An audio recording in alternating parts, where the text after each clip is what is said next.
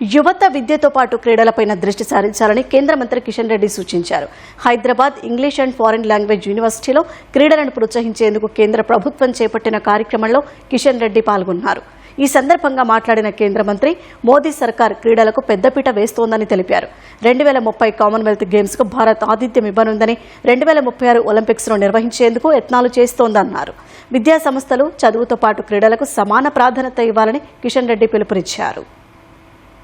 ప్రపంచంలో అత్యధికమైనటువంటి youth population, ప్రపంచంలో అత్యధికమైనటువంటి విద్యార్థుల జనాభా మన దేశంలో ఉన్నప్పటికీ కూడా క్రీడల్లో పూర్తిగా నిర్లక్ష్యం చేయడం జరిగింది. అందుకే కింది నుంచి ఈరోజు క్రీడలను ప్రోత్సహించేటువంటి కార్యక్రమానికి ప్రధానమంత్రి గారు శ్రీకారం చుట్టారు. ఇటీవల జరిగినటువంటి అనేకమైనటువంటి అంతర్జాతీయ క్రీడా పోటీల్లో మన దేశం అత్యధికమైనటువంటి పథకాలు సాధిస్తున్న విషయం మనం చూస్తూ ఉన్నాం.